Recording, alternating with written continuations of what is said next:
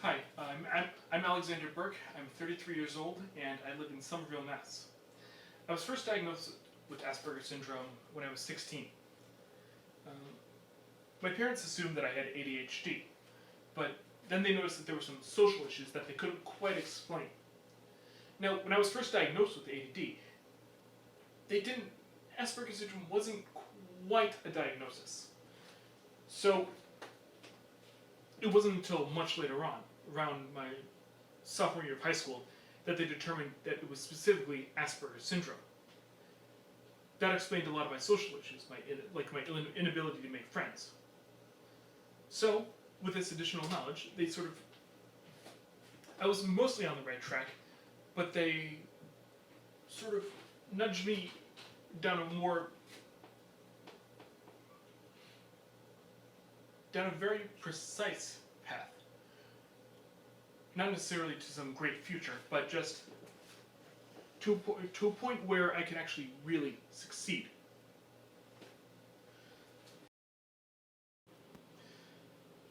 So, another major issue is that while Asperger syndrome already makes it difficult for someone to make social connections or understand social cues, I myself am just naturally a little bit shy. Not only do I not know how to start, but I also don't really want to. It's kind of the difference between being unsocial and being antisocial. With antisocial, you just don't want to associate with people at all. But but when you're unsocial, you want to make that connection, but for whatever reason, you just not able to.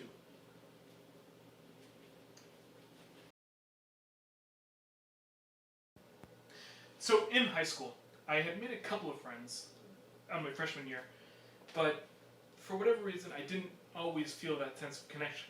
Like, they were from a different town, so they were already friends before I even met them. Now, so I always felt a little bit outside. Now, when I went to my college's orientation, it was totally different. Everyone was coming from different parts of the country, some people from even some international students, all coming to this one place for this one specific goal, to meet people. So, we were all in the same situation. Nobody knew each other. There were no connections. So, we kind of had to come together and form our own. And I did. I actually made a couple of friends during that orientation that were my friends all through all 4 years. And then when college actually started, we still had that kind of core group, but as time went by, each of us had our different things, our different classes, different social groups, even different music groups. So, while we still had that core, everyone sort of spread out, met different people, went to different things, had different connections. So, it was a lot more fractured. I mean, even I had different acquaintances and friends that I didn't even know the first day I came here. So,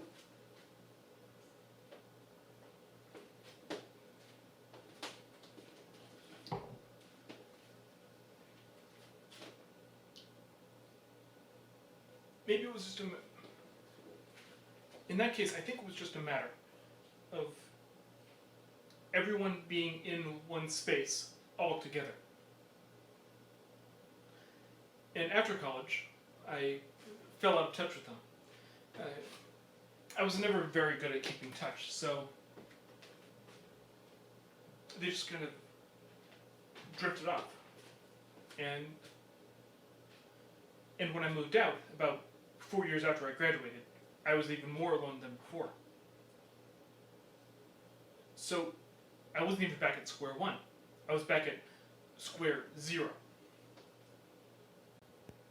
So, like I was saying, after college, I was on the outer part of the rim of the plate. So, I didn't have those social connections anymore. so I had to work my way in. Now, my roommate at the time, he had his own set of friends from his hometown.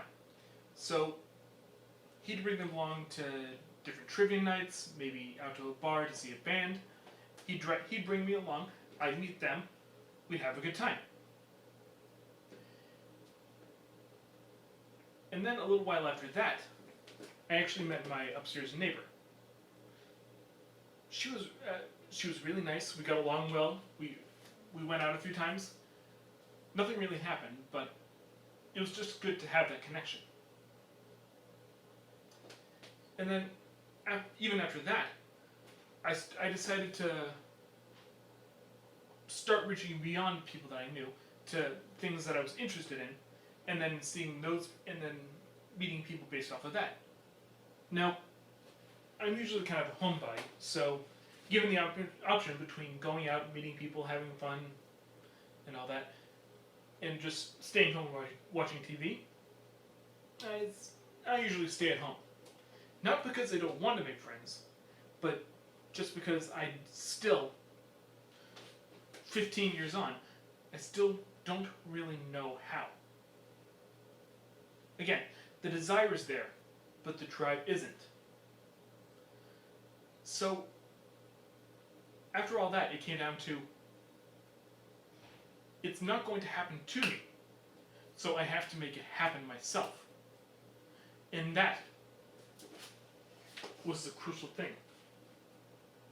Now that I'm able to actually put myself out there, and I realize that any fear that I had about rejection was completely nonsensical. So, this past summer, I started taking French lessons for the first time in about 10 years. Actually, I met a few people through that. A couple of friends. We'll sort of see how deep those relationships get. But I think it was just a matter of finally realizing that if I wanted to make friends, that they wouldn't necessarily come to me. I had to put myself out there. This was totally different from what I was used to. So, again, I didn't really know where to start. Now I know that not only can I, but I can actually do it well.